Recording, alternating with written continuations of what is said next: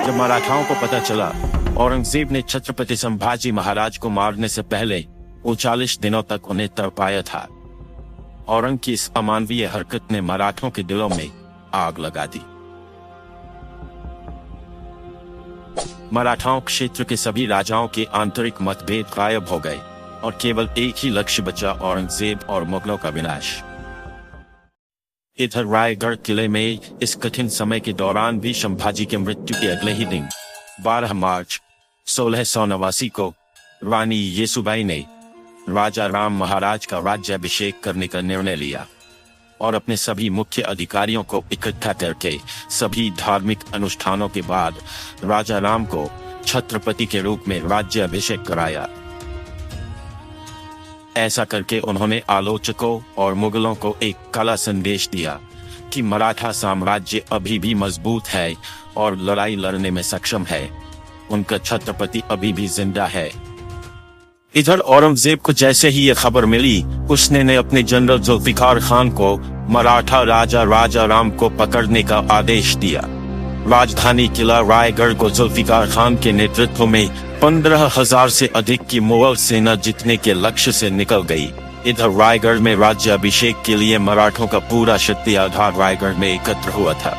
सबको जैसे ही आक्रमण की खबर मिली तो रानी येसुबाई ने तुरंत सबको सुझाव दिया, यदि मुगलों ने हमला किया और हमारी सारी शक्ति अधिकार एक साथ पकड़ी गई तो यह हमारे भविष्य के लिए घातक साबित हो सकता है। आप सब जल्द ही यहाँ से निकल जाएं। लेकिन महारानी, आप सब और हमारे राज्य का क्या? नहीं, हम लोग अपने महाराज को अकेले नहीं छोड़ सकते। मैं किसी तरह राजा राम महाराज को यहाँ से बाहर निकलवा दूंगी। आप लोग बस जल्द निकल जाए, ये रानी का आदेश है। रानी येसुबाई ने सुझाव दिया कि राजा राम महाराज को अलग अलग गढ़ों से लड़ते हुए बाहर निकलना चाहिए। उनको अंत में जिंजी में जाकर सुरक्षित रहना होगा, क्योंकि जिंजी का किला एक अभेद किला था। येसुबाई की सलाह तदनुसार राजा राम महाराज, यशाजी कंक और रामचंद्र पंत अमात्य के सुरक्षा घेरे की बदौलत भेष बदलकर रायगढ़ से भाग निकले।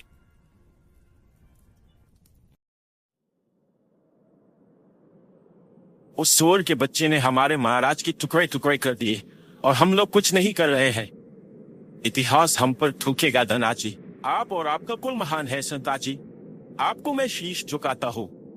आपके पिता मलहोजी भी वीर गति को प्राप्त हो गए उस संगमेश्वर के युद्ध में, लेकिन आप उनको भूलकर सिर्फ अपने महाराज और अपने मराठा के लिए सोच रहे हैं। अब आप जो बोलोगी वही होगा। फिर क्या होना था? अब ऐसी आग लगने वाली थी कि औरंगजेब की नींद उड़ने वाली थी।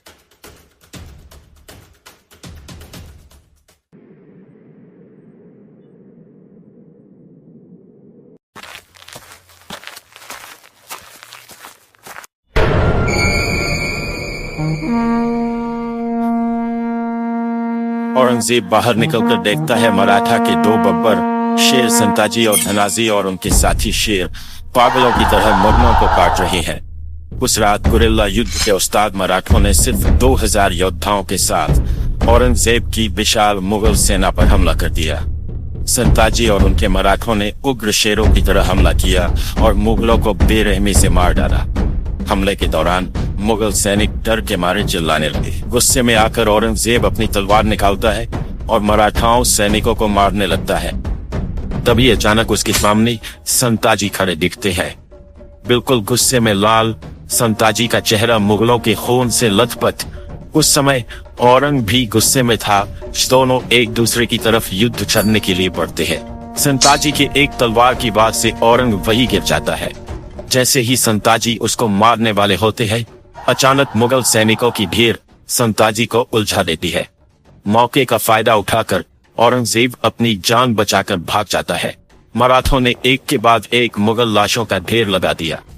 मराठों ने औरंगजेब के सारे निजी तंबू में भी आग लगा दी। उस दिन उसके साम्राज्य का गौरव चकनाचूर हो गया और उसे हमेशा के लिए कायर करार दे दिया गया। एक प्रतीकात्मक जीत के रूप में मराठों ने औरंगजेब के तंबू से 2 सुनहरे शिखर उठाए और उन्हें सिंहगढ़ किले के ऊपर रख दिया। अगली सुबह जब औरंगजेब ने युद्ध के मैदान को मुगल लाशों से अटा पड़ा देखा तो वह अविश्वास में बुदबुदाया, या अल्लाह, ये मराठे किस मिट्टी के बने हैं? वे न थकते हैं, न झुकते हैं, न पीछे हटते हैं। क्या हम उन्हें नष्ट करने की कोशिश करते हुए कहीं खुद न नष्ट हो जाए? औरंगजेब इस अपमान से कभी उबर नहीं पाया। इधर मुगल कमांडर जुल्फिकार खान ने रायगढ़ किले पर कब्जा कर लिया, लेकिन राजाराम वहां से जब तक तो निकल चुके थे। लेकिन मुगलों ने संभाजी राजे की दो माताओं, उनकी मां येसुबाई और दादी छत्रपति शिवाजी महाराज की पत्नी सकवरबाई के साथ उनके पुत्र शाहू जी को बंदी बना लिया। जुल्फिकार खान तुरंत सभी कैदी को औरंगजेब के पास ले गया। जैसे ही यह खबर संताजी को मिली, उन्होंने रायगढ़ किले पर हमला किया। मराठों ने जुल्फिकार खान की सेना को काटकर रायगढ़ किले पर भी कत्लेआम मचा दिया और मुगलों का बेशकीमती खजाना, घोड़े और 5 हाथी अपने साथ पकड़कर पन्हाला लेकर आए। इस तरह कई गोरिल्ला योद्धाओं ने मुगल सेना का मनोबल तोड़कर रख दिया, क्योंकि मराठों को जब भी मौके मिलता वो मुगल सेना को चीर के रख देते। अब बारी मुकर्रम खान की थी, जिसने छत्रपति संभाजी महाराज को छल और धोखे से कैद किया था। औरंगजेब ने 50,000 रुपए इनाम देते हुए मुकर्रम खान को महाराष्ट्र के कोल्हापुर और कोंकण प्रांत का सूबेदार नियुक्त कर दिया था। संताजी और उनके मराठों ने यह प्रण लिया कि चाहे कुछ भी हो जाए, पर उस मुकर्रम खान को जिंदा नहीं छोड़ना है।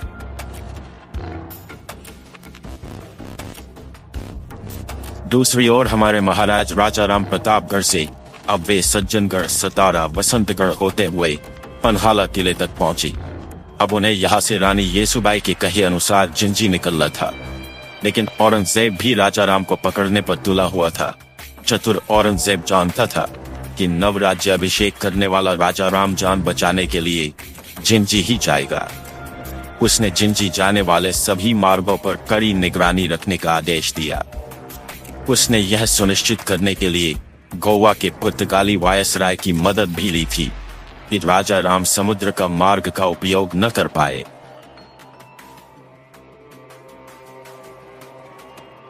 आप कहे तो महाराज इन मुगलों को इसी पन्हाला में दफन कर दें। नहीं संताजी, हमारा कर्तव्य ये है कि महाराज को सुरक्षित जिंजी तक पहुंचाना होगा, क्योंकि फिलहाल रानी येसुबाई और शाहू जी मुगल के कब्जों में है। ये लक्ष्य बनाकर चलो, देर से ही सही, पर मुगल साम्राज्य का अंत हमारे ही हाथों हो। पन्हाला पर मुगलों के आक्रमण की खबर मिलते ही राजाराम और उनके सहयोगी मराठाओं ने व्यापारियों के वेश में किले से भाग निकले। सूर्योदय तक वे लोग कृष्णा नदी के तट पर नृसिंहवाड़ी पहुंच गए। उन्होंने कृष्णा नदी पार की और दक्षिण की जाने के बजाय पूर्व के दक्कन की ओर जाने वाले रास्ते पर चल पड़े, क्योंकि मुगलों को बेवकूफ बनाना था। उन लोगों ने जिंजी जाने के लिए एक बार घूमकर फिर कृष्णा नदी पार करने की योजना बनाई। उन्होंने घुमावदार रास्ते का इस्तेमाल किया। महाराज की शिमोगा यात्रा गोकक, सवादत्ती, नवलगुंड, अनेगरी, लक्ष्मीश्वर, हावेरी और हिरेकेरूर से होकर गुजरी। शिमोगा पहुंचने से पहले लक्ष्मेश्वर परगना से गुजरते समय वहां के मुगल अधिकारियों को उनकी यात्रा की भनक लग गई और वे अपनी सेना के साथ उनके दल का पीछा करने लगे। यहाँ उनका सामना बरदा नदी से हुआ। महाराज ने बहिरजी और मालोजी घोरपड़े के भाइयों की मदद से इसे पार करके अपने पीछा करने वालों को चकमा दिया, लेकिन आगे बढ़ने पर उन्हें पता चला कि उनका मार्ग मुगल दुश्मन सेना ने रोक रखा है। ऐसी कठिन परिस्थिति में छत्रपति शिवाजी महाराज से प्रशिक्षित शक्तिशाली योद्धा संताजी जगताप और रूपाजी भोसले अपने राजा की रक्षा के लिए तैयार हो गए। शत्रु सेना को रोकने की जिम्मेदारी संताजी जगताप को सौंपकर राजाराम महाराज रूपाजी भोसले के साथ आगे बढ़ गए।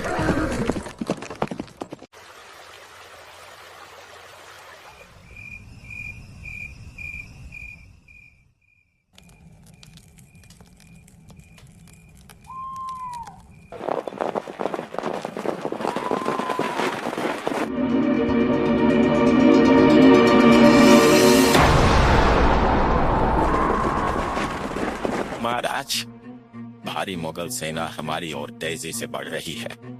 राजाराम महाराज तेजी से उठते हैं, चारों ओर देखते हैं। पास खड़े सेना नायक चिंतित हो उठते हैं। तभी घोड़ों की टापों की आवाज और तेज बजाती है। महाराज, हमें तुरंत निकलना होगा। मुगल सेना हमें चारों तरफ से घेर रही है।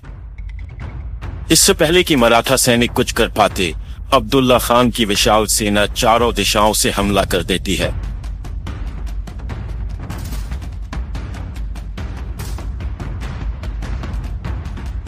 तलवारें टकराने की आवाज, घोड़ों की हिनहिनाहट और युद्ध के नारे गूंज उठते हैं। मराठा सैनिक बहादुरी से मुकाबला करते हैं, लेकिन संख्या में कम होने के कारण कई वीर गति को प्राप्त होते हैं। राजाराम को जिंदा या मुर्दा पकड़ो, किसी भी हालत में भागने न पाए। मराठा योद्धा अंतिम सांस तक लड़ते हैं और आखिरकार अब्दुल्ला खान की सेना सभी मराठा सेना को बंदी बना लेता है और फिर उन्हें बीजापुर किले में ले जाया जाता है।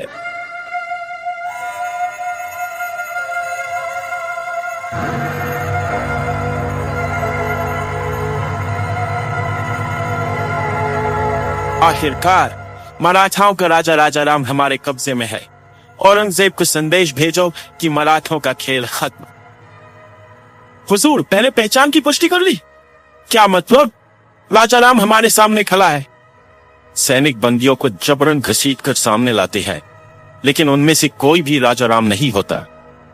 अब्दुल्ला खान का चेहरा अचानक गंभीर हो जाता है। धोखा, ये कैसे हो सकता है? तभी एक घायल मराठा सैनिक हंसता है। उसकी आंखों में चमक और चेहरे पर वीरता झलकती है। राजाराम महाराज, तेरे हाथ कभी नहीं आएंगे। मराठा साम्राज्य को खत्म करने का सपना मत देख अब्दुल्ला।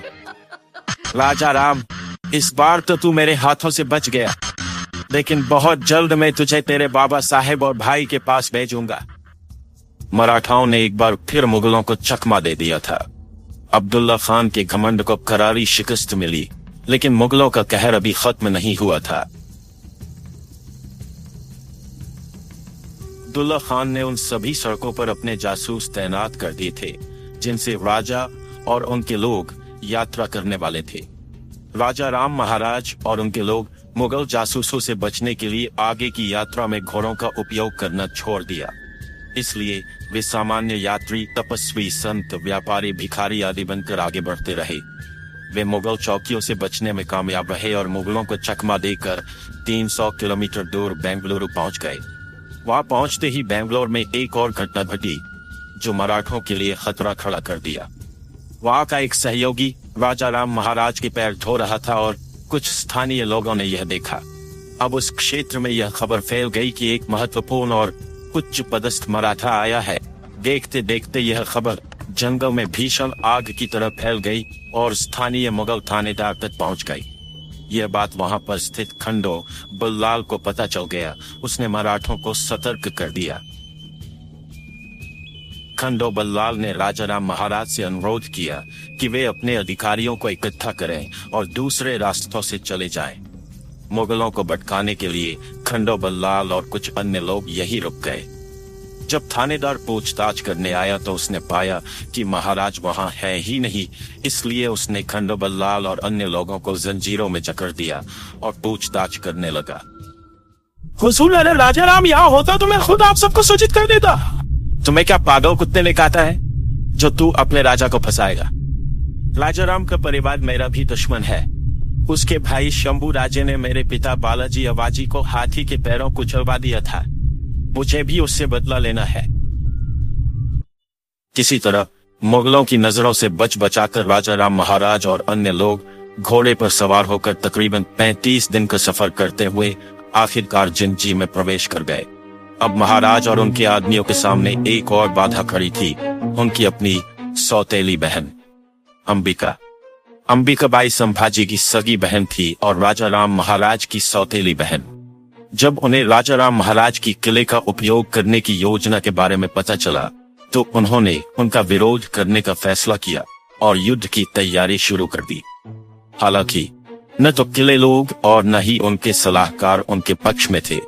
उनके मंत्रियों ने आपसी मतभेद भुलाने को कहा ताकि उनके पिता शिवाजी का सपना न टूटे। इसीलिए अंबिकाबाई को राजाराम महाराज के लिए जिंजी किले के द्वार खोलने पड़े। आखिरकार 15 नवंबर 1689 को राजाराम महाराज अपने दल के साथ जिंजी किले में पहुंच ही गए थे। इस तरह महाराज की इस यात्रा की गाथा समाप्त हुई। तुलापुर से भागा हुआ बादशाह बीजापुर में बैठा था। औरंगजेब अपने नक्शे पर झुका हुआ था। उसके सामने तमिलनाडु का जिंजी किला लाल घेरे में था। वह किला जहां अब मराठा प्रतिरोध की आखिरी उम्मीद राजा राम महाराज मौजूद थे। उसकी आंखों में वही जुनून था जो कभी शिवाजी और संभाजी को ध्वस्त करते समय था। लेकिन इस बार उसका लक्ष्य सिर्फ राजा नहीं बल्कि पूरे मराठा वंश को समाप्त करना था। मुकर्रम खान को संदेश भेजो, औरंगजेब ने भारी आवाज में बोला। सुल्तान के इस पुराने और भरोसेमंद सेनापति ने औरंग के आदेश को सलाम किया। मुकर्रम खान को आदेश मिलते ही उसने एक विशाल सेना तैयार की। हजारों मुगल सैनिक के साथ वो जिंजी की ओर कूच कर गया। कोमकर से निकलते ही यह सेना बेजोर रफ्तार से बढ़ती गई। जंगलों, नदियों और पहाड़ियों को पार करते हुए मुकर्रम खान लगभग 800 किलोमीटर का कठिन सफर तय कर चुका था। लेकिन उसे क्या पता था कि उसका यह इंतजार हमेशा के लिए शांत होने वाला था। मुकर्रम खान की सेना जैसे ही जिंजी से कुछ दिन की दूरी पर पहुंची, अचानक हवा में शंख और रणसिंघा की गूंज उठी। दूर पहाड़ियों से उठता धूल का गुब्बार देखकर मुगल सैनिक सतर्क हो गए। यह कोई और नहीं था बल्कि यह मराठों की छापा मार युद्ध नीति का प्रचंड प्रहरी थे। संताजी, माँ भवानी ने हमारी सुन ली। शिकार खुद शिकारी बनकर यहाँ पहुंचे हुए हैं। तो ही है संताजी जिसका आतंक फैला हुआ है। याद है एक आतंक और था शंभा, वह भी बहुत उछलता था जिसको मैंने हमेशा के लिए शांत कर दिया। वो धोखा था, वरना तुम्हारी नस्ल शंभू राज्य को पकड़ना तो दूर, पैर की धूल चाटने के लायक भी नहीं है। तो आज देख लेते हैं कौन किसका तलवा चाटने लायक है।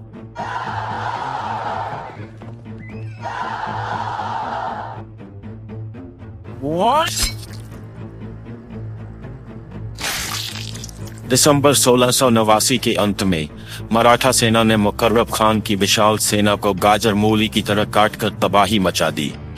भयंकर युद्ध के दौरान संताजी घोरपड़े ने व्यक्तिगत रूप से मुकर्रम खान के साथ युद्ध किया। जब मुकर्रम संताजी का सामना नहीं कर पा रहा था तो वहां से भागने लगा। संताजी ने उसका पीछा किया।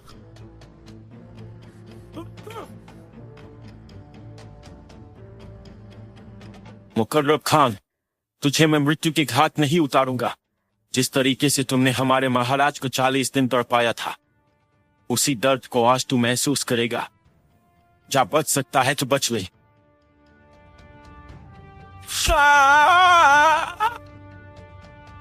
मुकर्रम खान के घाव इतने गंभीर थे कि उसके बचे हुए सैनिक उसको उपचार के लिए ले जाने लगे।